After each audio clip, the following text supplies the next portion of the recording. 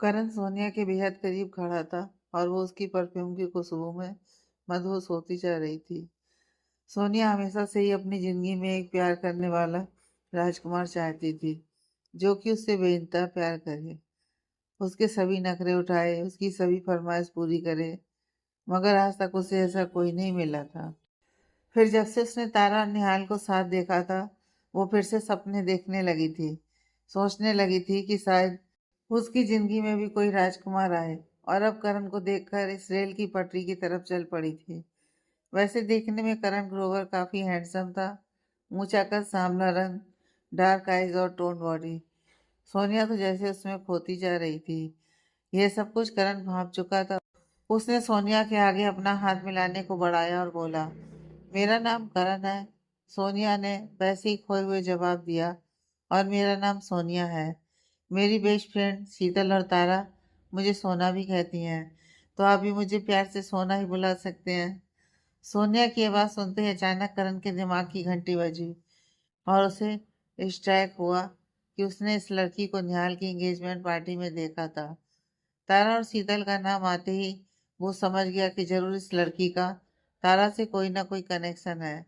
यह सोचते सोचते ही उसके चेहरे पर मुस्कान आ गई, जो सोनिया तो बिल्कुल भी देख नहीं पाई, क्योंकि वो तो अपनी खुली आंखों के सपनों में खोई हुई थी। करण ने अपने दिमाग में जल्दी से एक प्लान बनाया और सोचा कि यह लड़की तारा तक पहुंचने का जरिया बन सकती है। मगर इसके लिए उसे सोनिया से अपनी दोस्ती आगे बढ़ानी पड़ती, जो वो अब करने वाला था। कुछ देर सोनिया को ऊपर से नीचे निहारने के बाद करण ने फिर से उसके चेहरे के सामने चुटकी बजाई। वो होश में आई और बोली, सॉरी, मैं कुछ सोच रही थी। एनीवे, क्या कह रहे थे आप? तो करण ने कहा, मैं ये कह रहा था कि तुम अभी चल रही हो मेरे साथ, और मैं तुम्हें नया फ़ोन लेकर दे रहा हूँ, तो अब चलें? इतना कहकर उसने हक से एक बार फिर सोनिया का हाथ पकड़ा और काउंटर की तरफ चल दिया। सोनिया के चेहरे पर परेशानी के भाव आ गए। देखिए मिस्टर करण, मैं अभी आपको जानती कितना हूँ। मैं आपसे फ़ोन नहीं ले सकती हूँ। तो करण ने बोला, क्यों? अब तो हम दोस्त बन गए हैं ना, तो दोस्तों में तो गिफ्ट चलते हैं। अब तुम ये मत कहना कि तुमने मुझे अभी तक माफ़ नहीं किया। मैं मानता हूँ मैंने तुम्हारा नुकसान कर दिया, मगर मैं उसके लिए हमेशा गिल्टी फील करता रहूँगा। तुम प्लीज़ मेरी बात मान लो। और एक फ़ोन की तो बात है, जब आगे जाकर तुम्हें तुम्हारी सैलरी मिले, तो तुम भी मुझे कोई गिफ्ट ला कर दे देना। मैं मना नहीं करूँगा, तो हिसाब बराबर हो जाएगा। अब तो ठीक है। यह सुनकर सोनिया के चेहरे पर एक स्माइल आ गई। वो बोली, हाँ, ये ठीक है।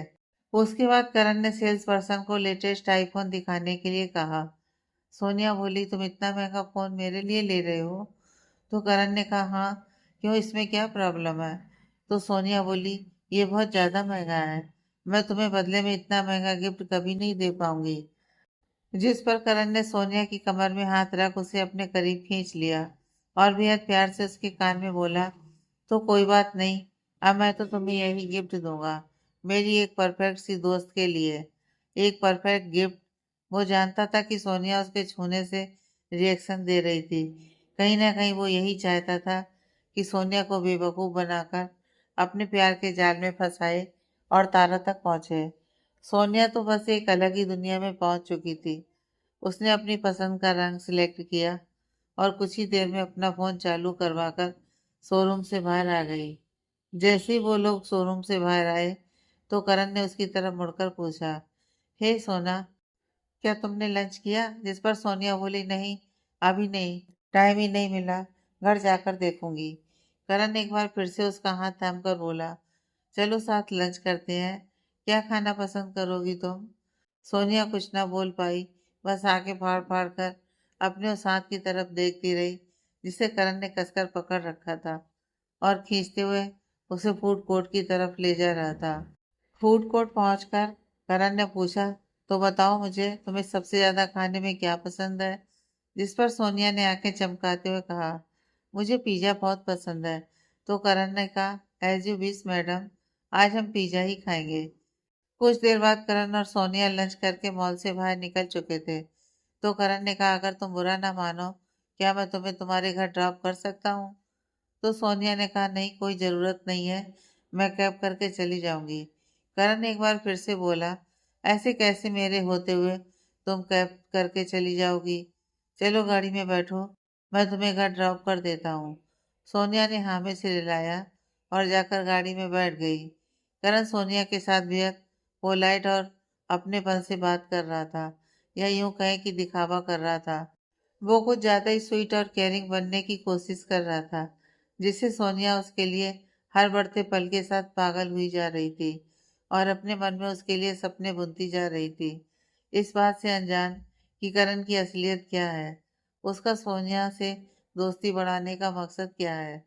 कुछ देर में करण ने सोनिया को घर के बाहर ड्रॉप किया और उससे उसका नंबर भी एक्सचेंज कर लिया। फिर बोला, मुझे भी ऑफिस जाना होगा, बहुत काम है, मैं तुम्हें रात को कॉल करूंगा। जिस पर सोनिया ने उसे बाय कहा और घर के अंदर चली गई। उसके बाद करण भी अपने ऑफिस जा चुका था। शाम का वक्त, क्लब एलिवेट, ये क्लब बेंगलुरु की सबसे एलिट क्लब्स में से एक था। ड्रीम डोकोर्स के सारे टीम मेंबर्स के साथ साथ रोहन, पूनिया, लैला, तारा, निहाल सब वहां पहुंच चुके थे। कुछ लोग बार के पास खड़े ड्रिंक कर रहे थे, तो कुछ डांस फ्लोर पर मस्ती कर रहे थे।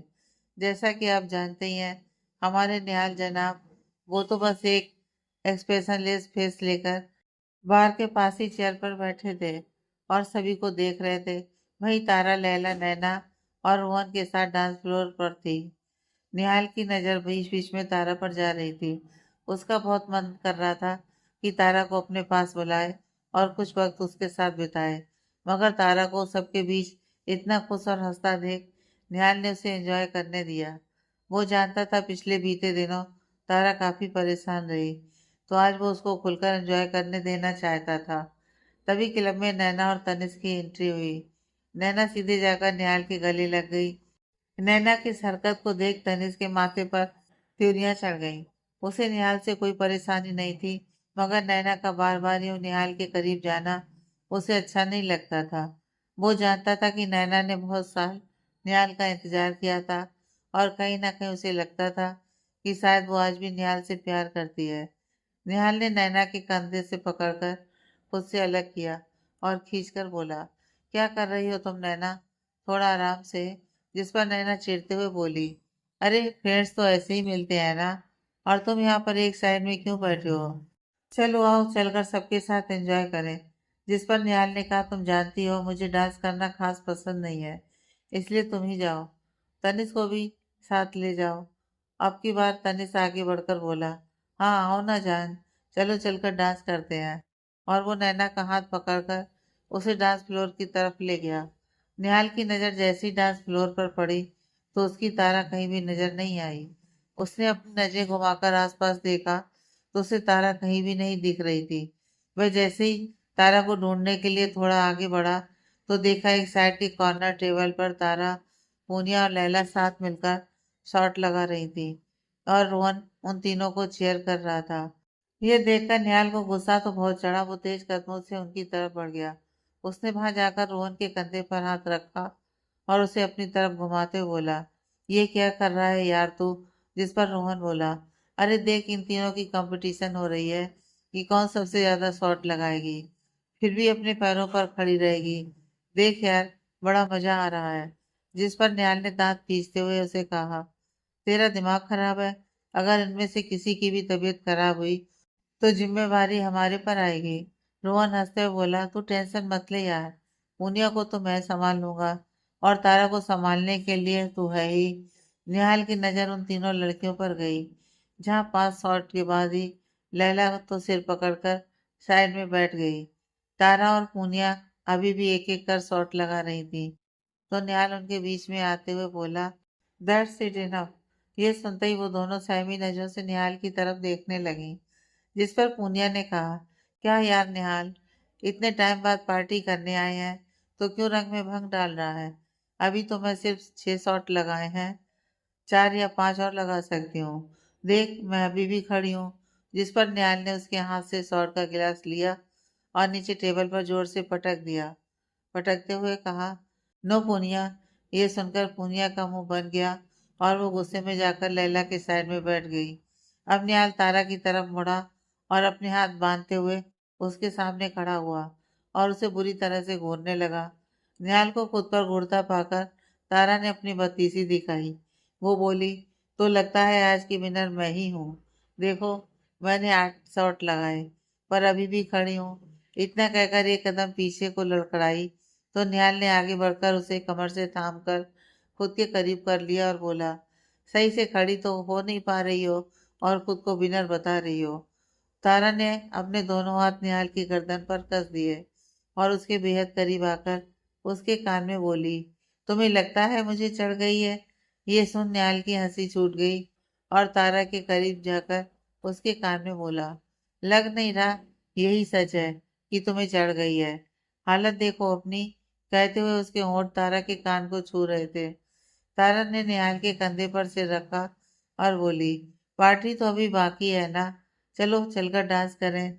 जिस पर निहाल ने उसे कहा, तुम्हें पता है ना मुझे डांस करना नहीं पसंद। तो तारा बोली, मुझे तो पसंद है, चलो ना निहाल प्लीज। तारा की जिद करने पर वो मना नहीं कर पाया। उसकी कमर से थाम डांस फ्लोर की तरफ बढ़ गया।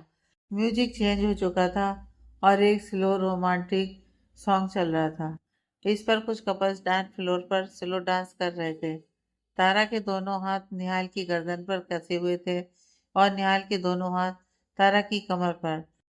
दोनों एक दूसरे के बेहद ही करीब थे और फिर निहाल ने म्यूजिक के साथ ही मूव करना शुरू किया। निहाल और तारा दोनों की नजरें एक दूसरे पर थीं। दोनों ही गाने में खो चुके थे। लेजर लाइट में बेहद खूबसूरत लग रहे थे। वैसे तो सभी जानते थे कि तारा और निहाल एंगेज्ड हैं, मगर फिर भी किसी ने भी निहाल की ये साइड नहीं देखी थी। निहाल का ये रूप सबके लिए एकदम नया था। निहाल चाहे किसी के साथ कैसे भी हो, मगर तारा के सामने आते ही वो एकदम बदल जाता था। निहाल और तारा एक दूसरे की बाहों में समाते जा रहे थे। जैसे जैसे म्यूजिक आगे बढ़ रहा था, वो दोनों एक दूसरे के इतने करीब आ चुके थे कि शायद वहां से हवा के निकलने की जगह भी नहीं थी। ना ही निहाल तारा को छोड़ना चाह रहा था और ना ही तारा निहाल को दूर कर रही थी। धीरे धीरे तारा ने निहाल के कंधे पर सिर रख लिया, मगर अभी भी दोनों गाने के साथ धीरे धीरे मूव करते रहे। निहाल समझ रहा था कि तारा पर शॉर्ट्स का असर होने लगा था और उसको अपना सिर भारी लगने लगा था। निहाल ने तारा के कान में धीमी आवाज में पूछा, क्या तुम ठीक हो? अगर चाहो तो हम चलकर बैठ सकते हैं। जिस पर तारा ने नामे सिर हिला दिया। धीरे धीरे से मेरी जिंदगी में आना, धीरे धीरे से दिल को चुराना। डांस फ्लोर की दूसरी साइड नैना और तनिष्क भी डांस कर रहे थे। नैना का पूरा ध्यान निहाल और तारा पर ही बना हुआ था, जिसे देख तनिष्क काफी इरिटेट हो रहा था। उसने नैना को कमर से पकड़कर अपने करीब किया और उसके कान में बोला, कहाँ ध्यान है तुम्हारा बेबी? मैं यहाँ हूँ, मुझ पर ध्यान दो। जिस पर नैना बोली, मैं भी तो यही हूँ, तुम्हारे साथ डांस कर तो रही हूँ। और फिर नजर घुमाकर निहाल को देखने लगी। निहाल और तारा की करीबी नैना को बहुत खल रही थी, मगर अभी तनिष्क के सामने ना कुछ कह सकती थी और ना ही वो कुछ कर सकती थी। और तनिष्क के दिमाग में बार बार बस यही घूम रहा था कि नैना का ध्यान अभी भी निहाल में ही अटका था। निहाल कहाँ जाता है, किसके साथ जाता है, किसके साथ नाचता है, किसकी तरफदारी करता है।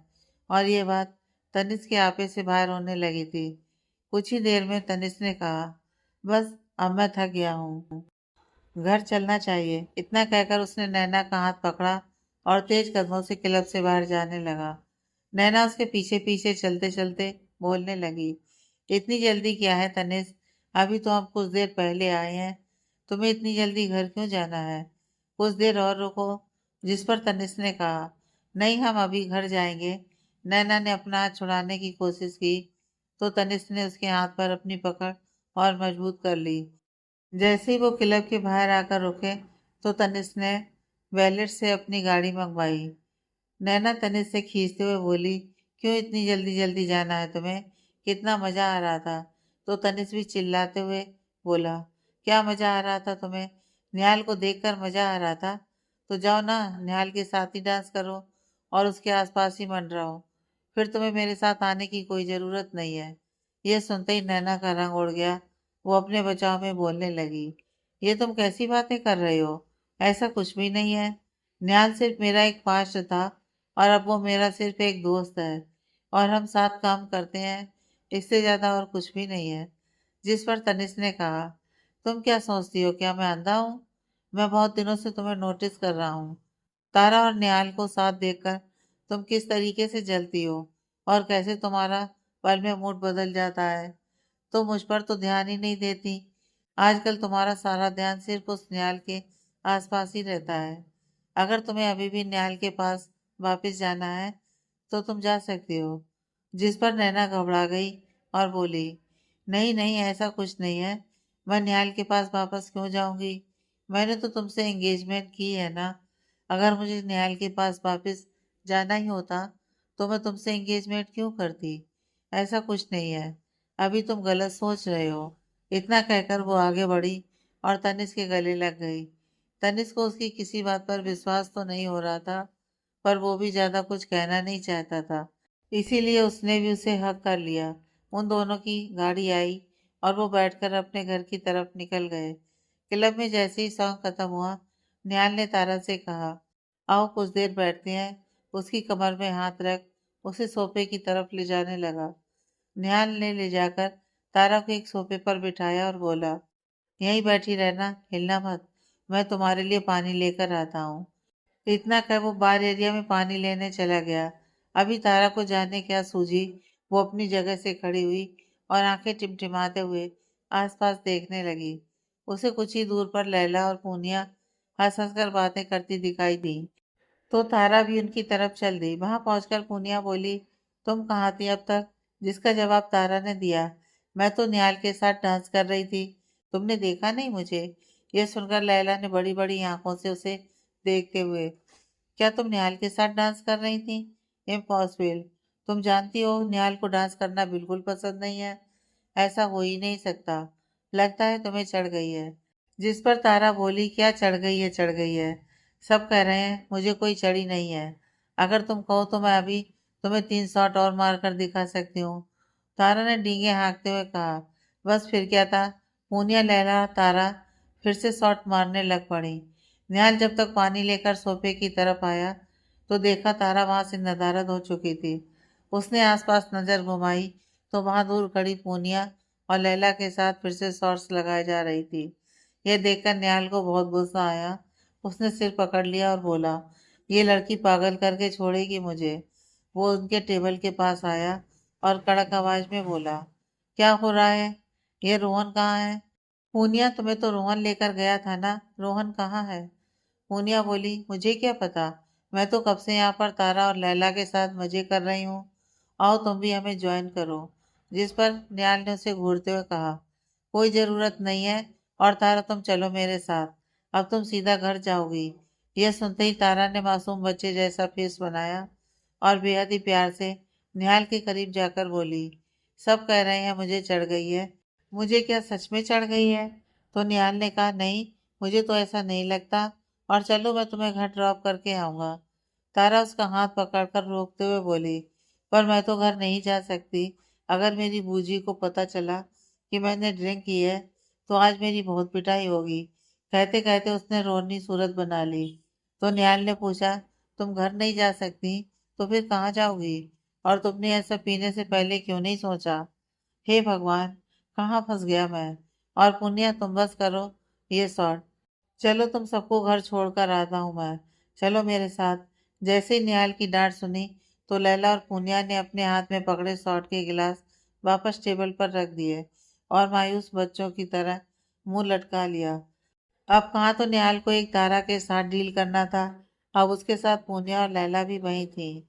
तभी तारा के कदम लड़खड़ा गए। उसे आगे बढ़कर निहाल ने संभाल लिया। उसने तारा की कमर में हाथ रखकर उसे अपने करीब खींच लिया। तारा ने भी दोनों हाथों से उसकी कमर कस ली और अपना सिर निहाल के सीने पर टिकाकर खड़ी हो गई। वो टिमटिमाती आंखों से हल्की स्माइल लिए पूनिया और लैला की तरफ देखने लगी। फिर आगे बोली, तुम्हें निहाल ने इतना डांटा, तुम क्या इसलिए सैड हो? जिस पर पूनिया ने हल्का चेहरा ऊपर करके एक बार फिर उसकी तरफ देखा और फिर वापस अपनी मुंडी नीचे घुमा ली। अब ये सब निहाल के बर्दाश्त से बाहर होने लगा था। उसने अपना फोन निकालकर रोहन को कॉल मिलाया, मगर रोहन ने फोन नहीं उठाया। अब निहाल को रोहन के ऊपर भी गुस्सा आने लगा था। क्या जरूरत थी रोहन को पूनिया को लैला के साथ छोड़कर जाने की। लैला तो वैसे भी पीने की शौकीन थी और उसके साथ रहकर यह पूनिया ने भी इतनी पी ली थी। और तो और तारा ने भी काफी पी ली थी। कुछ फोन मिलाने के बाद भी जब रोहन ने फोन नहीं उठाया तो निहाल ने फोन काटकर अपनी जेब में वापस रख लिया। उसने जब तारा के ऊपर ध्यान दिया तो उसे महसूस हुआ तारा उसके कंधे पर सिर रखे रखे ही धीरे धीरे कोई गाना गुनगुना रही थी। एक पल के लिए वो सारी परेशानियां भूल उसी में ही खो गया। उसे समझ तो नहीं आया कि तारा कौन सा गाना गुनगुना रही थी, पर जो भी था बहुत ही सुरीला था। तारा के साथ रहकर निहाल एक एक पल को एंजॉय करने लगा था। वहीं दूसरी तरफ उसके सामने खड़ी लैला और पूनिया अभी भी मुंह लटकाए हुए स्कूल के बच्चों की तरह खड़ी थी। तो निहाल ने आगे डांटते हुए कहा, खड़ी क्यों हो तुम दोनों? जाओ जाकर सामने बैठो। तो वो दोनों अच्छे बच्चों की तरह सामने लगे सोफे पर जाकर वापस मुंह लटकाकर बैठ गई। निहाल तारा को पकड़ धीरे धीरे उनकी टेबल के पास लाया और सहारा देकर तारा को भी बिठा दिया। तारा ने अपना सिर सोफे के पीछे टिका लिया। उसकी आंखें अभी भी बंद थीं, पर वो कोई गाना गुनगुना रही थी। निहाल फिर से बोला, अब तुम तीनों यहीं बैठी रहोगी और खबरदार किसी ने ड्रिंक को हाथ लगाया। अगर तुम्हें कुछ चाहिए तो सिर्फ पानी मिलेगा और कुछ नहीं मिलेगा। चुपचाप ही बैठे रहना, मैं रोहन को ढूंढ कर लाता हूँ। कहकर वो रोहन को ढूंढने निकल पड़ा। जब बीआर एरिया में पहुंचा तो उसने देखा रोहन कुछ टीम मेंबर्स के साथ बैठा ही हा कर रहा था। निहाल रोहन के पास आया और बोला, यहाँ क्या कर रहा है रोहन? मैंने तुझे पूनिया को संभालने के लिए कहा था ना, और तू यहाँ अपनी अपनी मस्ती मार रहा है। देख जाकर पूनिया की हालत क्या हो गई है। उसे जाकर घर छोड़ कर आ। तो रोहन ने सुनकर अपना सिर पकड़कर बोला, भाई मैं नहीं झेल पाऊंगा उसको, और बहुत पकाया यार उसने मुझे। तू ही उसको छोड़ कर आ।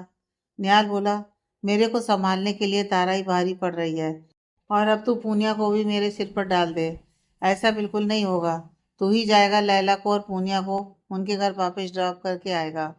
बस कह दिया मैंने। तो अभी जा और उन्हें छोड़ कर आ। मैं तारा को ले जाकर उसके घर ड्रॉप करके आता हूँ। इतना कहकर वो वापस लड़कियों की तरफ चल पड़ा। जब वहां गया तो उसने देखा कि तीनों लड़कियां अभी भी मुंह लटकाए अच्छे बच्चों की तरह ज्यों की त्यों बैठी थी। उनकी हालत देखकर न्याल की भी हंसी छूट गई और उसके पीछे से आता रोहन वो भी हंस पड़ा। बोला, इन्हें क्या हुआ है? ये तीन देवियां ऐसे क्यों बैठी थी? जिस पर न्याल बोला, इन्हें डांट कर यहाँ बिठा कर गया था मैं। उनकी हालत देख यार। तो रोहन हंसते हुए बोला, इनको होश कल सुबह ही आएगी। जब हैंग ओवर होगा और सिर दर्द से फटेगा तभी पता चलेगा। कहकर वो लैला और पूनिया की तरफ बढ़ा। उन दोनों को अपने हाथ का सहारा देकर खड़े होने के लिए कहने लगा। लैला तो झट से उसकी बात मानकर खड़ी हो गई, मगर पूनिया तो एक नंबर की जिद्दी थी। हार कर रोहन ने पूनिया को अपने कंधे पर उठाया और दूसरे हाथ से लैला का हाथ पकड़कर क्लब से बाहर ले जाना पड़ा। यह देखकर निहाल ने अपना सिर हिला दिया और तारा की तरफ बढ़ गया। जब वो तारा के पास आया तो उसने प्यार से कहा, चलो तारा, अब हमें भी चलना है, बहुत रात हो गई है। तो तारा ने नामे से रिलाया। निहाल ने फिर कहा, चलो उठो। तारा ने फिर नामे से रिलाया। अब निहाल जाकर तारा के पास बैठा और बड़े ही प्यार से उसके सिर पर हाथ फेरते हुए बोला, क्या चाहिए तुम्हें? तुम्हें कुछ चाहिए? तो तारा बोली, पानी। मुझे पानी पीना है। जिस पर निहाल ने टेबल से पानी का गिलास उठाया और तारा की तरफ बढ़ा दिया। तारा ने एक ही सांस में पूरा पानी का गिलास खाली कर दिया और अपनी टिमटिमाती आंखों से फिर से निहाल को देखने लगी। निहाल भी बस उसके प्यारे से सुंदर से चेहरे को देखता ही रह गया। उसकी नसीली आंखें, लाल गुलाबी गाल, तारा बेहद क्यूट लग रही थी।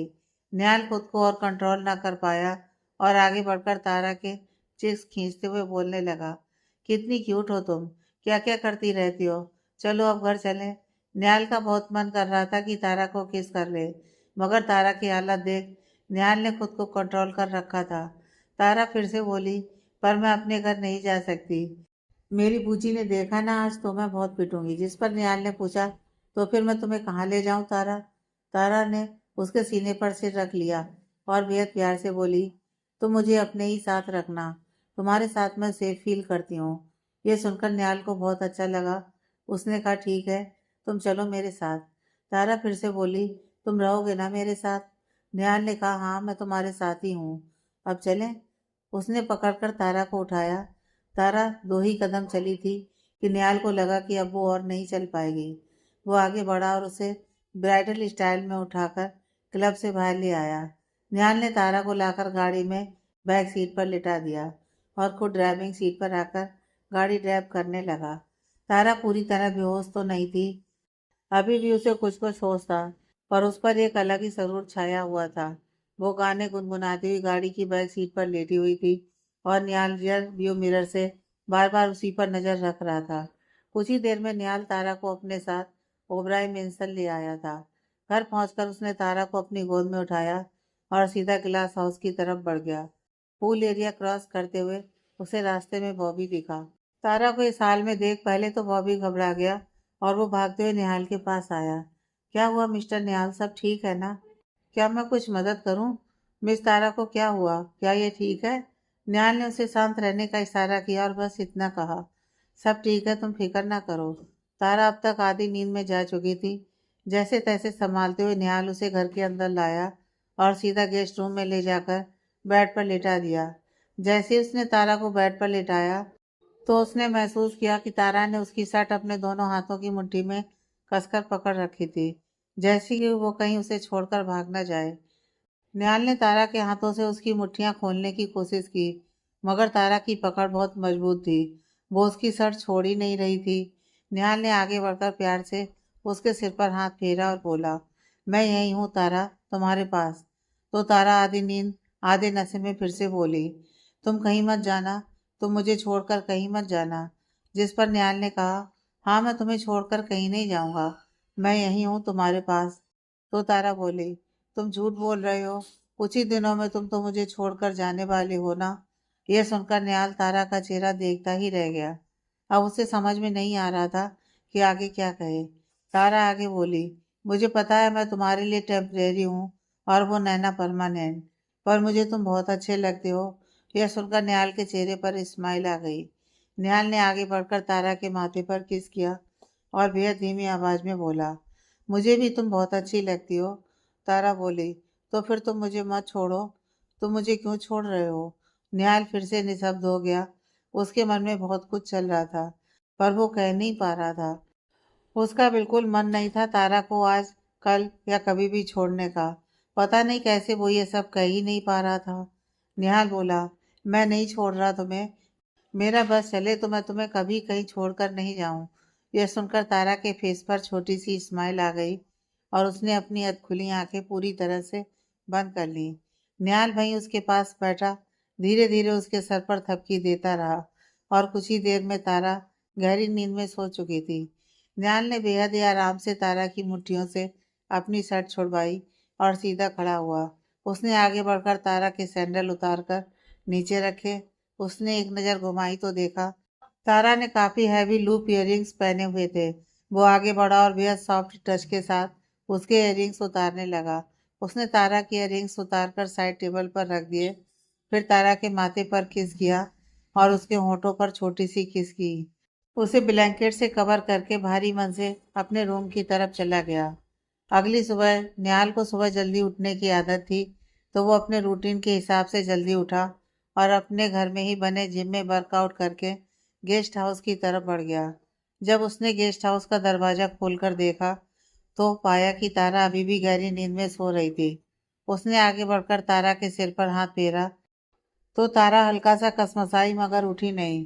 निहाल ने कुछ देर वहीं इंतजार किया, मगर जब उसे लगा कि तारा उठने वाली नहीं है तो वो वापस अपने रूम में चला गया और नहा धोकर रेडी होकर किचन में कॉफी बनाने के लिए चला गया। अब तक तारा की नींद खुल चुकी थी, मगर उसके सिर में इतना दर्द हो रहा था कि उससे अपनी आंखें भी खोली नहीं जा रही थी। निहाल ने स्ट्रॉन्ग ब्लैक कॉफी बनाई अपनी और तारा के लिए, लेकर वापस गेस्ट रूम की तरफ बढ़ गया। यहाँ आकर उसने देखा कि तारा उठकर बैठी थी और हेड रेस्ट पर टेक लगाकर बैठी थी। निहाल ने तारा की तरफ देखकर कहा, गुड मॉर्निंग तारा, अब कैसा फील कर रही हो? जिस पर तारा बोली, मेरे सिर में बहुत दर्द है। मुझे हुआ क्या है? जिस पर निहाल ने भौहें चढ़ाते हुए कहा, क्या तुम्हें कुछ याद नहीं है कि कल रात तुमने क्या क्या किया? तो तारा हैरानी से बोली, क्या क्या किया मतलब? मुझे तो कुछ याद नहीं है। हाँ बस शायद मैं पूनिया और लैला हम कोई कंपटीशन कर रहे थे। यह सुनते ही निहाल की हंसी छूट गई। उसने काफी का मग तारा के आगे किया और बोला, यह लो स्ट्रांग कॉफी है, तुम्हें थोड़ा बेटर फील होगा। तारा ने काफी मग ले लिया और हल्का सिप करके कॉफी पीने लगी। तारा ने फिर पूछा, तो तुम क्या कह रहे थे? मैंने कल क्या क्या किया? यह सुन निहाल के फेस पर एक शरारती मुस्कान आ गई। वह बोला, देखो, जो कुछ भी तुमने किया वो बताने लायक तो बिल्कुल भी नहीं है, इसलिए तुम रहने दो और इस बारे में बात मत करो। अब तारा को टेंशन होने लगी और वो सोचने लगी कि ऐसा भी क्या हुआ पिछली रात को जो निहाल उसे बताना तक नहीं चाहता। फिर अचानक से तारा बोली, मैं यहाँ तुम्हारे गेस्ट रूम में क्या कर रही हूँ? तुमने मुझे कल रात को मेरे घर पर ड्रॉप क्यों नहीं किया? यह सुनकर निहाल ने अपना माथा पीट लिया। वो बोला, तुम्ही ने तो कहा था कि जिस हालत में तुम थी, अगर तुम्हें बूजी देख लेती तो फिर तुम्हारी पिटाई पक्की थी। यह सुनकर तारा ने अविश्वास से सिर हिला दिया, जैसे वो कह रही हो कि ऐसा तो हो ही नहीं सकता। निहाल बोला, अब मुझे लगता है तुम्हें कल रात को तुम्हारे घर ही ड्रॉप करके आना चाहिए था। तुमने मुझे जितना तंग किया है ना, तुम तो बूजी की पिटाई ही डिजर्व करती हो। यह सुन तारा का मुंह बन गया। निहाल ने बोला, कॉफी के बाद जाओ और जाकर फ्रेश होकर रेडी हो जाओ, फिर साथ में ही ऑफिस चलते हैं। जिस पर तारा बोली, पर मेरे पास तो यहाँ मेरे कपड़े ही नहीं है, मैं पहनूं क्या? यह सुन निहाल ने अपने कंधे उचका दिए और वहां से बाहर चला गया। गेस्ट रूम से बाहर आकर निहाल ने बॉबी को कुछ मैसेज किया और वापस किचन में जाकर सैंडविच बनाने लगा। वैसे तो निहाल के घर में बहुत सारे नौकर थे खाना बनाने के लिए, मगर उसे खुद कुकिंग का बहुत शौक था। अब तारा जब घर पर आई ही थी तो उसका मन किया कि तारा के लिए खुद ब्रेकफास्ट बनाए। वहीं दूसरी तरफ तारा शावर लेकर जैसे ही बाथरूम से बाहर आई तो उसने देखा बेड पर एक पैकेट पड़ा हुआ था। तारा ने हैरानी से पैकेट की तरफ देखा और फिर सोचा कि पहले तो यहाँ नहीं था। जब उसने पैकेट खोला तो देखा उसके उस पैकेट के अंदर तारा के लिए ड्रेस और बाकी सारा जरूरत का सामान था। वो समझ गई कि जरूरी ये निहाल का ही काम होगा। चेंजिंग रूम में गई और फटाफट रेडी होकर बाहर आ गई। जब वो किचन की तरफ पहुंची तो उसने देखा निहाल ने भी ब्रेकफास्ट रेडी कर दिया था। तारा निहाल के पास आकर खड़ी हुई और बेहद प्यार से बोली, क्या मैं तुम्हारी कोई हेल्प करूं? जिस पर निहाल ने कहा, ब्रेकफास्ट रेडी है। तारा आगे बढ़कर निहाल के साथ चेयर पर बैठ गई और दोनों ब्रेकफास्ट करने लगे। दोनों ही ब्रेकफास्ट करते करते चोर नजरों से एक दूसरे को देखे जा रहे थे। तभी अचानक तारा बोली, थैंक्स निहाल। जिस पर निहाल ने इशारे से पूछा, किस लिए? तो तारा बोली, तुम कितना आगे की सोच रखते हो ना, यू आर ऑलवेज प्रिपेयर्ड। ये सुन निहाल ने जवाब दिया, मुझे ऑर्गेनाइज्ड रहना पसंद है। फिर दोनों चुपचाप अपना ब्रेकफास्ट खत्म करके ऑफिस के लिए निकल गए। तारा और निहाल नॉर्मल ऑफिस टाइम से लेट ही पहुंचे थे। आज जब ऑफिस पहुंचे तो ऑफिस का नज़ारा देखने लायक था। ऑलमोस्ट सभी एम्प्लॉयज ने आंखों पर काले चश्मे लगाए हुए थे। कुछ टेबल पर से नीचे रखकर सो रहे थे और कुछ कुर्सी पर पीछे टेक लगाकर सो रहे थे। कल रात पार्टी देर तक चली थी, जिस वजह से सभी थके हुए थे। तभी निहाल की नज़र पूनिया और लैला पर पड़ी, जो कि अपने अपने वर्क स्टेशन पर एकदम अलर्ट मोड में बैठी थी। दोनों ने ही आंखों पर काले चश्मे चढ़ाए हुए थे। यह देख निहाल को बहुत अजीब लगा। वो जब उनके पास पहुंचा तो उसने आवाज दी, पूनिया। मगर पूनिया की तरफ से कोई रिस्पॉन्स नहीं आया। निहाल फिर बोला, गुड मॉर्निंग पूनिया। मगर फिर भी कोई जवाब नहीं मिला। तो उसने पूनिया की आंखों के आगे एक बार अपना हाथ हिलाया और जब फिर भी कोई रिस्पॉन्स ना मिला तो निहाल ने आगे बढ़कर बेहद धीमे से पूनिया के काले चश्मे हटाए तो देखा पूनिया आंखें बंद किए सो रही है। यही कुछ हाल लैला का भी था। ज्यादातर सभी टीम मेंबर्स का यही हाल था। निहाल ने नामे गर्दन हिला दी और सोचा, कुछ नहीं हो सकता है इन लोगों का। वो जाकर अपने केबिन में बैठ गया। वहीं तारा निहाल के केबिन में आई और उसे पूछने लगी, निहाल, मैं तुमसे कुछ बात करना चाहती थी। एक्चुअली मैं कल ही तुमसे इस बारे में बात करना चाहती थी, पर मौका ही नहीं मिला। जिस पर निहाल ने तारा को सामने बैठने का इशारा किया। तारा ने बात आगे जारी रखी और बोला, कल यहाँ सभी कह रहे थे कि तुम ऑफिस नहीं आओगे। नो निहाल डे मनाया जाएगा, मगर तुम तो कल ऑफिस आए और एक्चुअली वो मैं किसी और से पूछ नहीं सकती थी। एक्चुअली वो मैं तुमसे ही पूछना चाहती थी। तारा अटक अटक कर घबराई हुई टोन में बोली। जिस पर निहाल ने कहा, क्या पूछना चाहती हो, साफ साफ बोलो। तो तारा बोली, नो निहाल डे है क्या? तो निहाल बोला, देखो तारा, हर चीज तुम्हारे जानने लायक नहीं है और यह उन्हीं कुछ चीजों में से है। जिस पर तारा बैंक से मुस्कुराकर बोली, हाँ सही कहा तुमने, बस एक मुझे ही कुछ जानने का हक नहीं है, बाकी तो यहाँ सब तुम्हारे बारे में सभी कुछ जानते हैं, और वो नैना भी। ये सुन निहाल के माथे पर त्योरियां चढ़ गईं। उसने पूछा, क्या मतलब? तो तारा बोली, कोई मतलब नहीं है, मेरी किसी भी बात का कोई मतलब नहीं है। एक्चुअली निहाल, गलती मेरी है कि मैं भूल जाती हूँ कि मैं यहाँ पर किस काम से हूँ। आई एम सॉरी, मुझे वापस जाकर अपना काम करना चाहिए। तारा वहां से उठी, निहाल की केबिन के बाहर जाकर अपने वर्क स्टेशन पर काम करने लगी। पहले तो निहाल को कुछ समझ में नहीं आया, मगर फिर वो सोचने लगा कि ऐसा क्या हुआ या किसी ने ऐसा क्या कहा जो तारा को नौनिहाल डे के बारे में इतना जानना है। और जब नैना का नाम बीच में आया तो वो समझ गया कि जरूर नैना और तारा के बीच में कोई बातचीत हुई होगी। निहाल अब काफी कंफ्यूज्ड रहने लगा था। उसे समझ में नहीं आ रहा था कि नैना को वापस लाने के लिए उसने जो ये कॉन्ट्रैक्ट साइन किया था वो सही किया था या नहीं। दिनों दिन नैना की हरकतें बढ़ती जा रही थी, जो कि निहाल को बिल्कुल भी पसंद नहीं आ रही थी, और दूसरी तरफ उसका तारा से लगाव बढ़ता जा रहा था। निहाल कहीं ना कहीं जानता था कि नैना स्वभाव से एक अच्छी लड़की नहीं है, मगर शायद अपनी ईगो के चलते वो उसे वापस लाना चाहता था।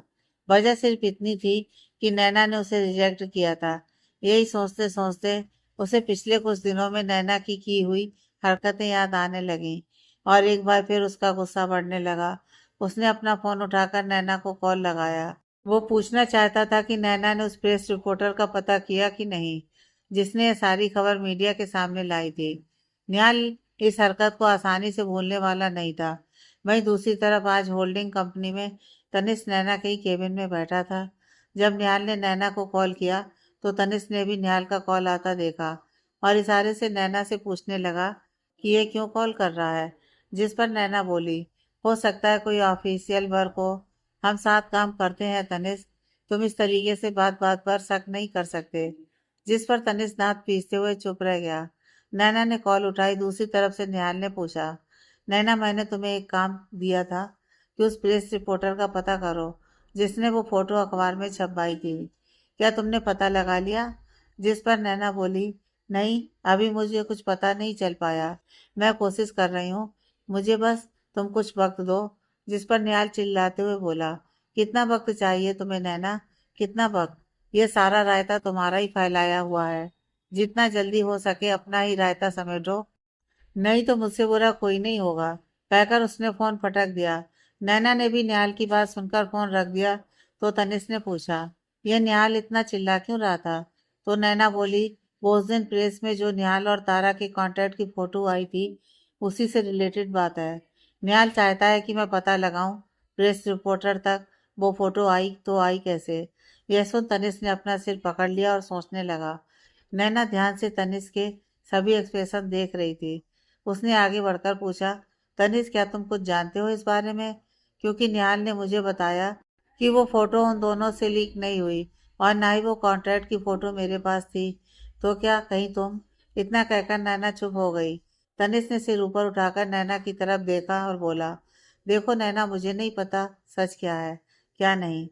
मैंने तो बस ऐसे ही मजाक मजाक में वो कॉर्टराइट के फटे हुए पेज की फोटो खींच ली थी, और ऐसे ही मजाक मजाक में उसे करण ग्रोवर को सेंड भी कर दिया था।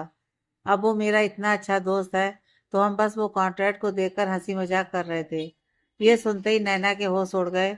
वो चिल्लाते हुए बोली, करण ग्रोवर, क्या तनिष्क तुम्हारा दिमाग खराब है? तुम जानते हो ना, निहाल और करण हमेशा ही एक दूसरे के खून के प्यासे रहते हैं, और ऐसे में तुमने निहाल से रिलेटेड इतनी बड़ी बात करण के साथ शेयर कर दी। जिस पर तनिष्क परेशान होते हुए बोला, देखो नैना, मैं नहीं जानता था कि करण इस बात को आगे बढ़ा लेगा या किसी को वो फोटो भेज देगा। मैंने तो बस ऐसे ही मजाक मजाक में उसे ये बात बताई थी, मगर अब क्या करूं मैं? अगर तुम चाहती हो तो मैं खुद जाकर निहाल से बात करने के लिए तैयार हूँ। जिस पर नैना बोली, नहीं, बिल्कुल नहीं, अगर तुम निहाल के सामने गए तो बहुत बुरा हो जाएगा। निहाल तुम्हें बिल्कुल नहीं छोड़ेगा। अगर उसे ये पता चल गया कि वो फोटो तुम्हारे से ही बाहर पहुंची है, तो वो तुम्हें बर्बाद करने में कोई कसर नहीं छोड़ेगा। मैं निहाल का गुस्सा जानती हूँ। तुम एक काम करो, तुम बिल्कुल चुप रहो, जैसे तुम इस बारे में कुछ जानते ही नहीं हो। मैं अपनी तरफ से सब हैंडल करने की कोशिश करती हूँ। तनिष्क ने आमे से रिलाया और बोला, आई एम सॉरी नैना, आगे से मैं ध्यान रखूंगा कि करण के सामने निहाल से रिलेटेड कोई बात ना ही हो तो बेहतर है। अच्छा मैं चलता हूँ, मेरी एक मीटिंग है, कहकर वहां से उठकर अपने ऑफिस के लिए चला गया। होल्डिंग कंपनी से बाहर आकर तनिष्क ने सीधा करण ग्रोवर को फोन मिलाया। करण ने फोन उठाया तो तनिष्क बोला, यार करण, मैंने तो तुझे मजाक मजाक में ही वो निहाल तारा के कॉन्ट्रैक्ट की फोटो भेजी थी, पर तूने क्या किया? फोटो आगे भेजकर प्रेस में रिलीज करवा दी। तेरा दिमाग खराब हो गया है क्या? करण हंसते हुए बोला, अरे चिल यार, मैं तो बस मजे लेने की कोशिश कर रहा था।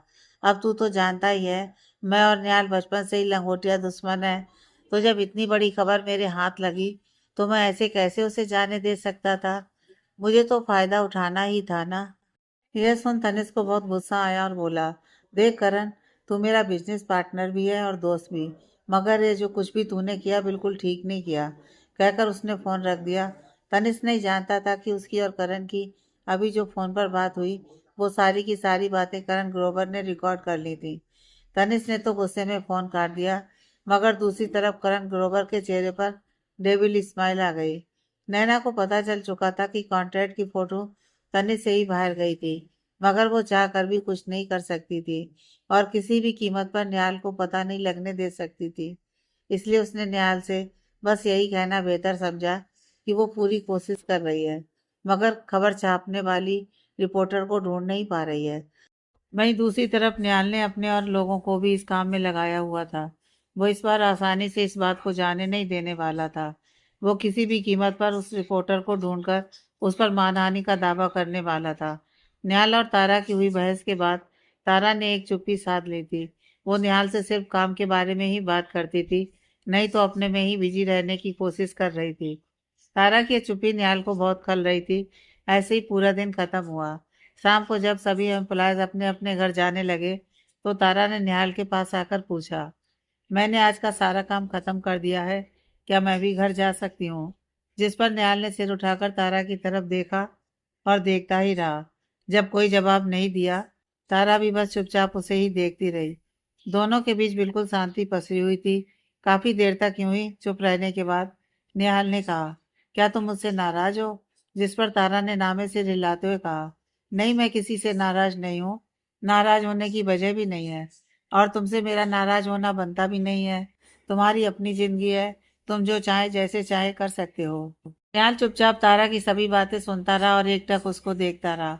फिर अपनी कुर्सी से खड़ा हुआ और बोला, चलो मैं तुम्हें घर ड्रॉप कर देता हूँ।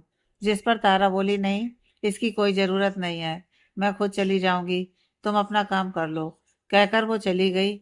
निहाल बस चुपचाप उसे जाते देखता रहा। उसने अपने दोनों हाथ जेब में डाले और धीरे धीरे चलता हुआ अपने केबिन के गिलास विंडो के सामने आकर खड़ा हो गया था। वो सोच रहा था कि कैसे आज उसने एक बार फिर तारा का दिल दुखा दिया था। कल तक उन दोनों के बीच सब कुछ कितना अच्छा था। बेशक तारा होश में नहीं थी, मगर निहाल तो होश में था।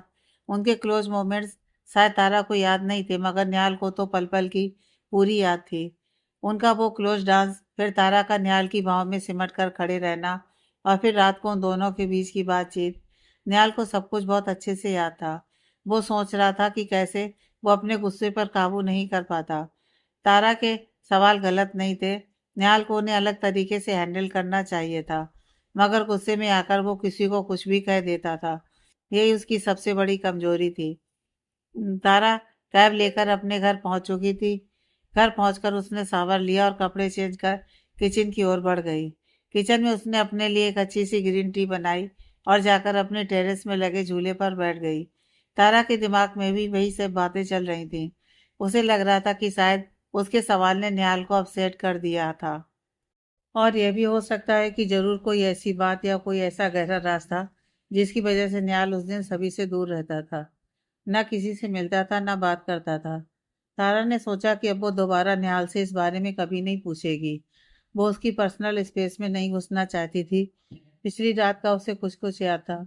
जैसे कि उसे याद था कि शायद उन दोनों ने डांस किया और फिर शायद निहाल ने ज़्यादा पी लेने की वजह से उसे डांटा भी था। मगर वो नहीं भूल सकती थी कि निहाल ने उसे कितने अच्छे से संभाला और बड़ी जिम्मेवारी से उसे घर लाकर उसका ध्यान रखा। यहाँ तक कि सुबह उसके लिए कपड़े तक अरेंज करके दिए।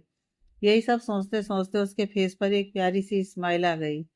तारा ने मन बना लिया था कि अब वो निहाल से फालतू के सवाल जवाब नहीं करेगी और जितना भी वक्त उन दोनों का साथ में है उसे खुशी खुशी बिताएगी।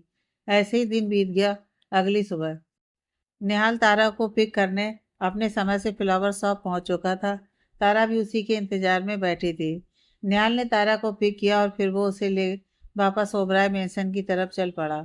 वहां पहुंचकर तारा ने पूछा कि हम यहाँ क्यों आए हैं, क्या हमने आज ऑफिस नहीं जाना? जिस पर निहाल बोला, जाना तो है मगर अभी कुछ देर के लिए मैं यहीं स्टडी से अपना काम करने वाला हूँ। मुझे एक बहुत अर्जेंट कॉन्फ्रेंस कॉल अटेंड करनी है, तो तुम जाकर सीरियस के साथ टाइम स्पेंड करो।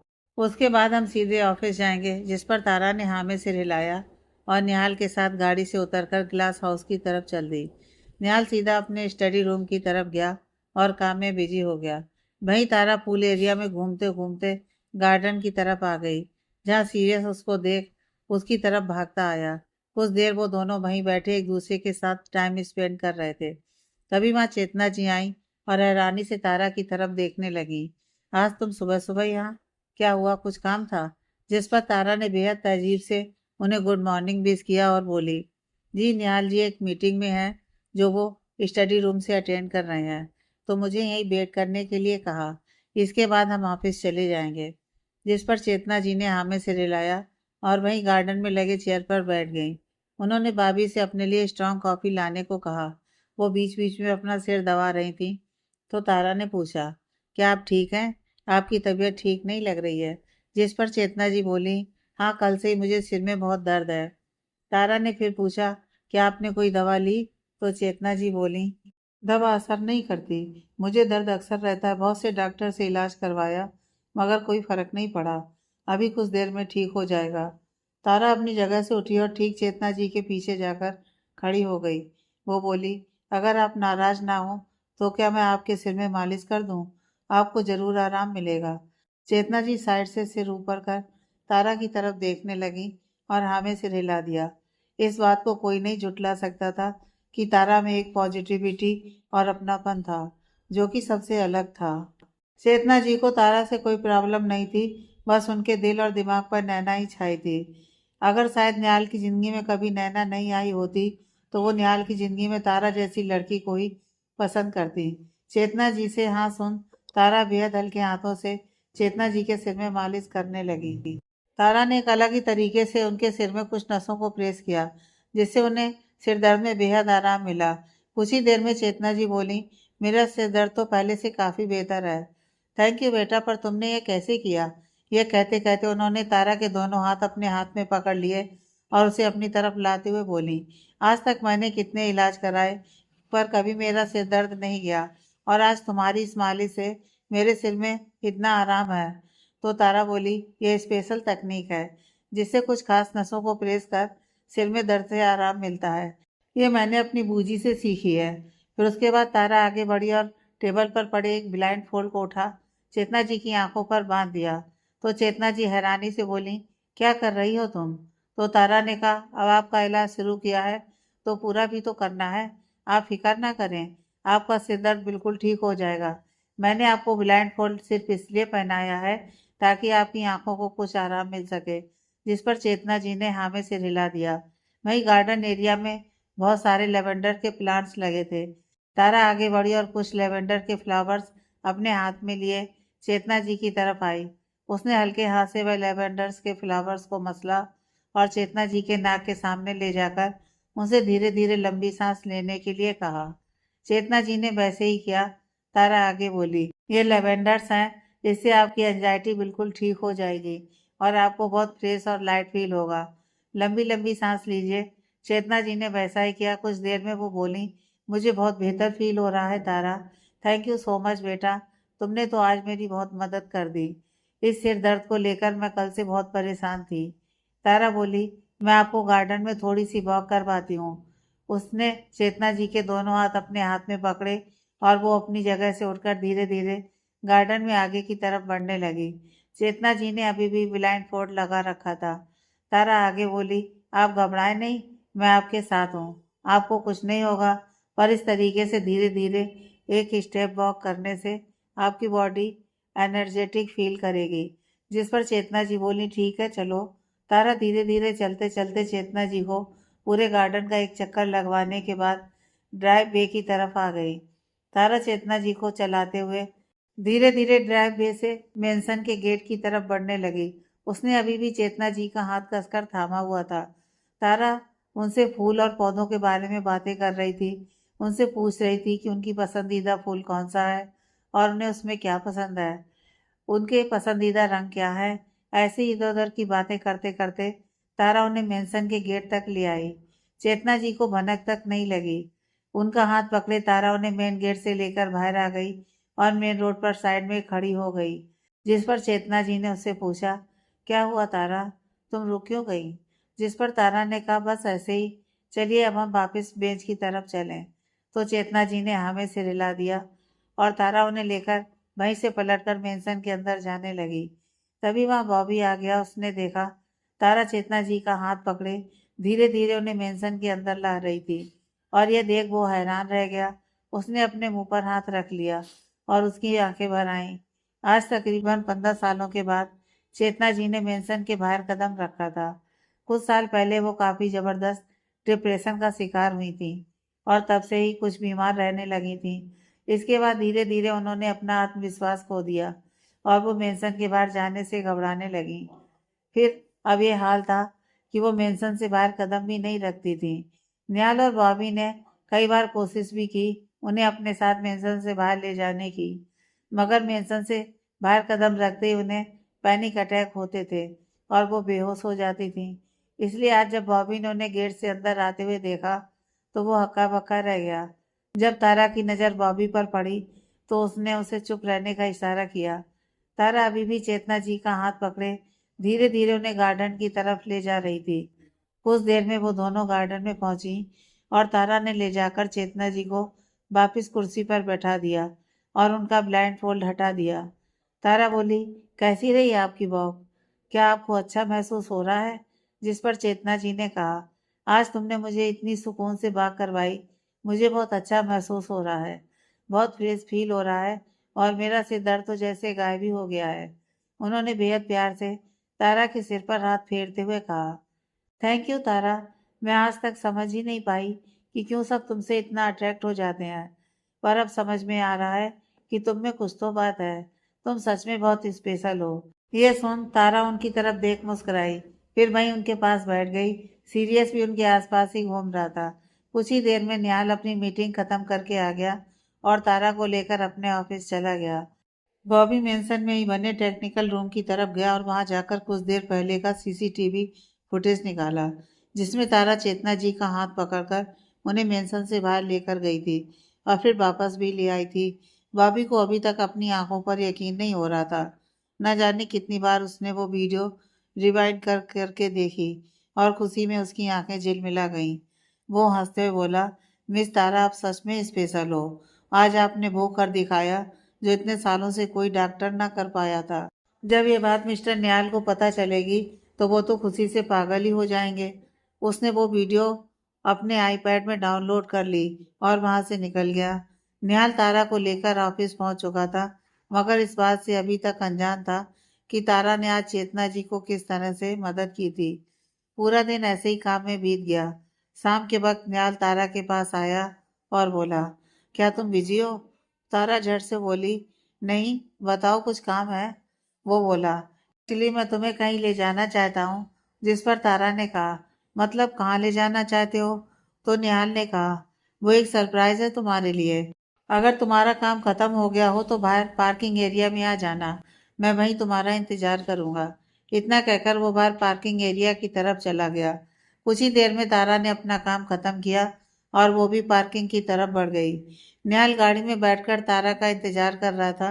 जैसे ही तारा आई और गाड़ी में बैठी, निहाल ने गाड़ी स्टार्ट की। तारा ने फिर पूछा, हम कहाँ जा रहे हैं? तो निहाल बोला, यही तो सरप्राइज है। इस पर तारा कुछ ना कह पाई और चुपचाप खिड़की से बाहर देखने लगी। कुछ ही देर में वो दोनों एक बहुत ही खूबसूरत गार्डन रेस्टोरेंट के सामने आकर रुके। ये एक बहुत ही खूबसूरत जगह थी जहाँ पर रेस्टोरेंट की थीम ही गार्डन थी। जगह जगह फेरी लाइट लगी हुई थी और गार्डन को बेहद ही खूबसूरत तरीके से सजाया गया था। छोटी छोटी टेबल्स, उनके साथ छोटी छोटी चेयर्स लगे थे। ज्यादातर वहां पर प्रेमी ही घूम रहे थे। कोई हाथों में हाथ लिए, कोई नजदीक बैठकर बातें कर रहे थे। उस जगह का माहौल कुछ अलग ही था।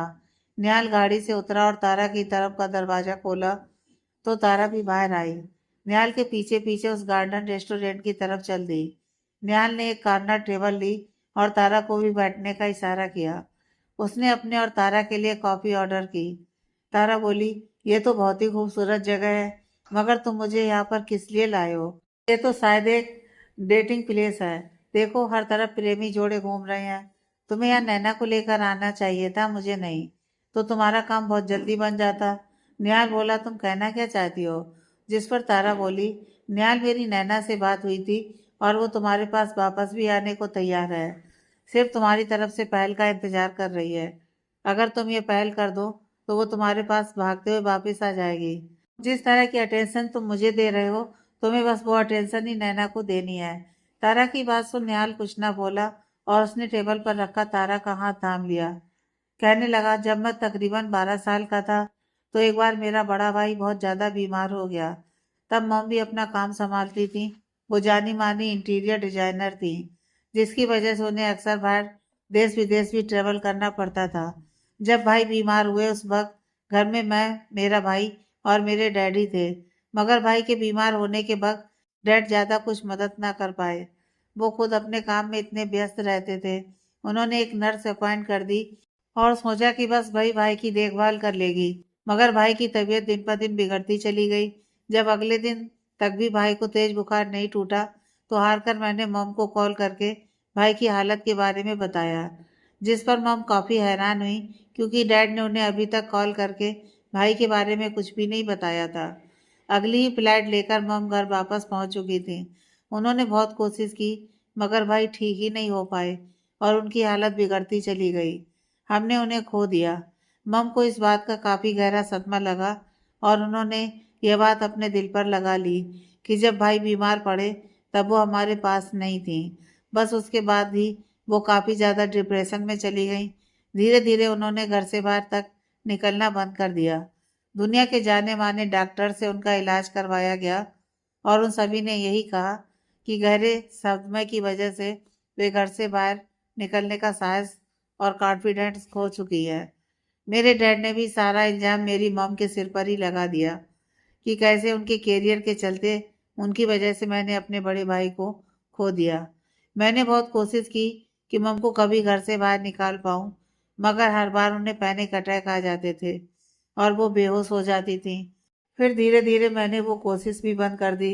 मम ने भी उस घर की चार दीवारी में ही अपनी एक दुनिया बना ली और खुद को खुश रखने लगी। मगर उस दिन से मैं अपने डैड से दूर होता चला गया। जिस वक्त मेरे भाई मुझे और मेरी मम को उनकी सबसे ज्यादा जरूरत थी, वो अपने काम में बिजी थे। उनका काम ही उनकी प्रायोरिटी थी। बस मैं तब से उनसे दूर होता चला गया। तारा चुपचाप बैठी निहाल की सभी बातें सुन रही थी। अपने बड़े भाई को याद करते करते निहाल की आंखें नम हो चली थीं। वो आगे बोला, जिस दिन को सब नो निहाल डे कहते हैं, यह वही दिन है जब मैंने अपने भाई को खोया था। तारा झट से बोली, आई एम सो सॉरी निहाल। मुझे नहीं पता था कि अपने अंदर इतना दुख समेटे तुम इतना परेशान घूम रहे होगे। अगर मुझे जरा सा भी अंदाजा होता तो मैं कभी तुमसे इन बातों को दोहराने की जिद ना करती। I am really sorry. Nihal ने कहा, कोई बात नहीं तारा, यह बात तो तुम्हें पता चलनी ही थी। तारा ने आगे पूछा, तुम उस दिन गए कहाँ थे? रोहन ने कहा कि तुम किसी से नहीं मिलते। जिस पर निहाल ने कहा कि वो स्पेशल जगह है जहाँ मैं बचपन में भाई के साथ जाया करता था और आज मैं तुम्हें वो जगह दिखाना चाहता हूँ। चलो जल्दी से अपनी कॉफी खत्म करो। जिस पर तारा ने हाँ में सिर हिलाया और चुपचाप अपनी कॉफी पीने लगी। निहाल ने अभी भी तारा का हाथ कसकर थामा हुआ था। इस बात से अनजान की कहीं दूर दो आंखें लगातार निहाल और तारा पर बनी हुई थी, जो कि गुस्से से लाल हो रही थी और उन्हें लगातार घूर रही थी। वो इंसान निहाल और तारा की बातें सुन तो नहीं पा रहा था, मगर देख जरूर रहा था और उनकी करीबी से जल रहा था। कुछ ही देर में काफी खत्म करने के बाद वो दोनों वहां से निकल गए। निहाल तारा को वहीं कुछ दूरी पर बने एक पुराने म्यूजिक स्कूल की तरफ ले गया। म्यूजिक स्कूल में अंदर पहुंचते ही निहाल तारा को एक परफॉर्मेंस स्टेज की तरफ ले गया। तारा निहाल के पीछे चुपचाप चलती रही और आसपास सभी कुछ देखती रही। ये एक बहुत पुरानी जगह थी। ऐसा लग रहा था मानो बहुत सालों से बंद है और ना ही किसी का आना जाना होता होगा। स्टेज पर जाकर निहाल ने गिटार उठाया और वहीं लगे एक कुर्सी पर बैठ गया। वो आगे बोला, मेरे बड़े भाई अपने स्कूल के बैंड के साथ यहीं परफॉर्म किया करते थे। उनका ग्रुप अक्सर इस म्यूजिक स्कूल में आकर ही म्यूजिक सीखता भी था और मैं हर बार अपने भाई को परफॉर्म करने देखने आता था। मैं भी बड़ा होकर अपने भाई का बैंड ज्वाइन करना चाहता था। तुम सबने जो नौनिहाल डे का नाम दिया है वो और कुछ नहीं, बस एक ऐसा दिन है जब मैं यहाँ पर आकर सुकून से अपने भाई के एहसासों में खो जाता हूँ। इतना कहकर उसने गिटार प्ले करना शुरू किया। तारा वहीं दूर खड़ी उसे सुनती रही। उसके चेहरे पर हल्की सी स्माइल थी और आंखें निहाल पर टिकी थी। निहाल भी अपना गिटार बजाने में काफी बिजी था, मगर एक पल भी उसने अपनी आंखें तारा से नहीं हटाई थी। कुछ देर बाद निहाल ने वो गिटार साइड में रखा और स्टेज से नीचे आ गया। फिर बोला, अब तो तुम जान गई ना, मैं हर साल इस दिन बस यहीं आकर कुछ वक्त बिताता हूँ। तारा कुछ नहीं बोली, बस चुपचाप हाँ में सिर हिला दिया। निहाल ने आगे बढ़कर तारा का हाथ पकड़ा और बोला, चलें। वो उसे म्यूजिक स्कूल के बाहर लाकर अपनी गाड़ी की तरफ बढ़ने ही लगा था कि तारा अचानक रुकी और निहाल की तरफ मुड़कर खड़ी हो गई। तारा ने निहाल के दोनों हाथ थाम लिए और धीरे से बोली, थैंक्स निहाल, तुमने आज खुलकर मुझसे इतनी सारी बातें कही। निहाल झट से आगे बढ़ा और तारा को गले से लगा लिया। तारा ने भी अपनी दोनों बाहें उसके कमर पर कस दी। दोनों ही एक दूसरे को गले लगाए काफी देर यूं ही खड़े रहे और उन्हीं से दूर खड़ी थी एक गाड़ी, जिनमें थी वो दो आंखें जो कब से उनका पीछा कर रही थी। और अब यहाँ उन दोनों को एक दूसरे के बेहद करीब देखकर एक बार फिर आग उगलने लगी थी। पिछले कुछ दिनों से करण ग्रोवर और सोनिया की अक्सर मुलाकात हुआ करती थी। करण सोनिया से अपनी दोस्ती आगे बढ़ाना चाहता था, जिस पर वो काफी हद तक कामयाब भी हो रहा था। सोनिया सिर्फ तारा तक पहुंचने का एक जरिया थी। सोनिया ने यह बात अभी तक किसी को भी नहीं बताई थी, ना ही तारा को और ना ही शीतल को। सोनिया मन ही मन करण को बहुत पसंद करने लगी थी और अपनी ख्याली दुनिया के हिसाब से अपनी जिंदगी के सपने उसके साथ बुनने लगी थी, जबकि करण सिर्फ उसका बेवकूफ बना रहा था। वो उससे मीठी मीठी बातें करता, उसके लिए गिफ्ट लाता, उसे घुमाने ले जाता, उसके साथ बहुत ज़्यादा टाइम स्पेंड करता और सोनिया को उसकी अटेंशन बहुत पसंद आ रही थी। एक शाम तारा अपने टेरेस पर बैठे एक गिफ्ट पैक कर रही थी। तभी माँ सीता लाई और उसने पूछा, वाह कितना सुंदर गिफ्ट है, किसी का बर्थडे आने वाला है क्या? तभी माँ सोनिया भी आई, ताली बजाते हुए खुशी से बोली, हाँ क्यों तुम्हें पता नहीं, कल हमारे निहाल जीजू का जन्मदिन है। जिस पर तारा ने एक नज़र उन दोनों को देखा और फिर वापस अपना गिफ्ट पैक करने में बिजी हो गई। शीतल ने तारा के पास बैठते हुए पूछा, क्या तुमने उसके लिए कोई सरप्राइज प्लान किया है? जिस पर तारा बोली, मैं नहीं जानती कि उसे क्या पसंद है क्या नहीं, और कल वो क्या कर रहा होगा, शायद कहीं काम से बिजी हो, मैं नहीं जानती। कल का प्लान तो कल ही पता चलेगा। जिस पर तीनों लड़कियां एक दूसरे को देखकर मुस्कुरा दी। अगला दिन, आज तारा बेहद ही खूबसूरती से तैयार हुई थी। एक रेड कलर की नी लेंथ ड्रेस, खुले बाल और रेड हील्स में तारा बेहद खूबसूरत लग रही थी। वो वक्त से अपने फ्लावर शॉप पहुंची और जल्दी से सारे काम निपटा लिए। तभी निहाल वहां उसे लेने पहुंच गया।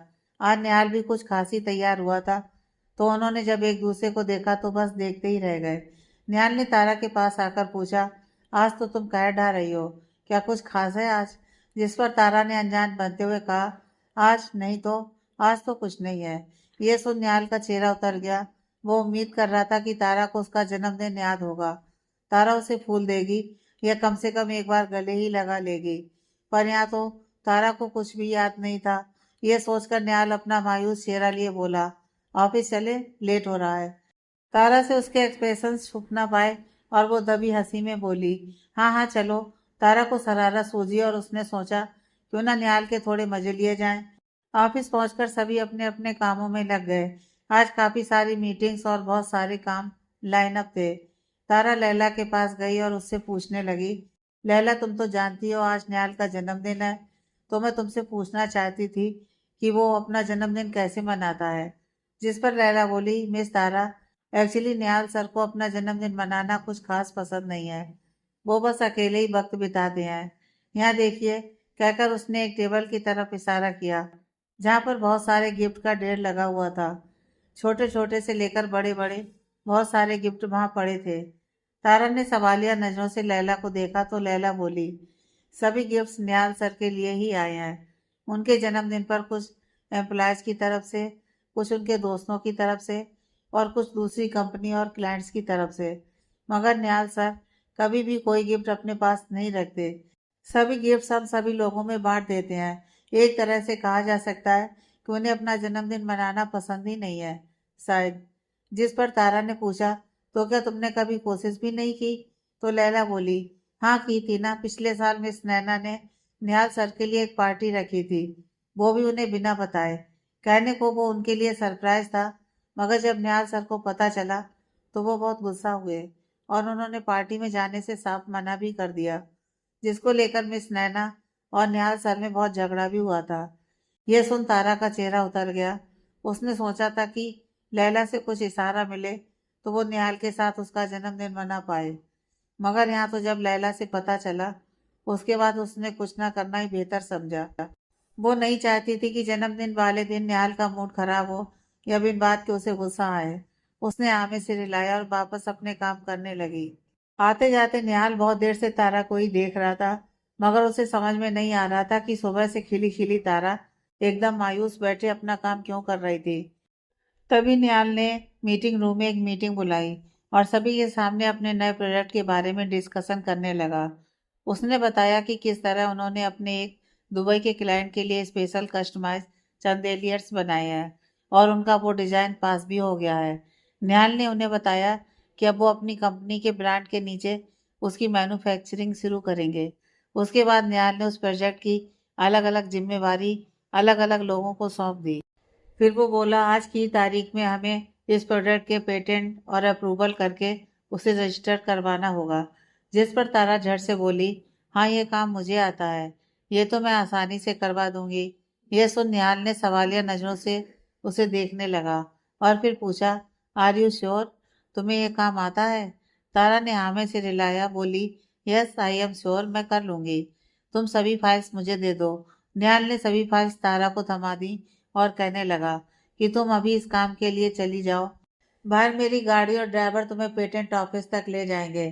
संभाल कर जाना और ये फाइल, सर्टिफिकेशन और पेटेंट किसी और के हाथ में मत देना। जिस पर तारा ने हाँ में से रिलाया और वहां से निकल गई। निहाल को तारा से इस बर्ताव की उम्मीद बिल्कुल भी नहीं थी। वह सोचकर बैठा था कि आज वह ज्यादा से ज्यादा वक्त तारा के साथ बिताएगा और कहीं ना कहीं उसे बहुत उम्मीद थी कि शायद तारा, जो हर वक्त खुश रहने वाली, कोई ना कोई प्लान्स बनाने वाली, मौज मस्ती वाली, उसके बर्थडे के लिए भी कहीं कुछ प्लान करके बैठी हो। उसका मन कह रहा था कि शायद तारा ने उसके लिए कोई सरप्राइज प्लान किया हो। सोच सोच कर वो काफी एक्साइटेड था, मगर तारा की तरफ से ठंडा बर्ताव उसे बहुत बुरा लग रहा था। वो अपने केबिन में खड़ा बस तारा को जाते देखता रहा। तारा ने एक बार भी पलटकर निहाल की तरफ नहीं देखा। अपनी फाइल्स बैग लिया और सीधा ऑफिस से बाहर निकल गई। ऑफिस से बाहर आकर तारा गाड़ी में बैठी और ड्राइवर उसे पेटेंट ऑफिस के लिए ले गया। तकरीबन 2 से 3 घंटे बाद तारा ने अपना काम निपटा लिया था। आगे की कहानी नेक्स्ट पार्ट में।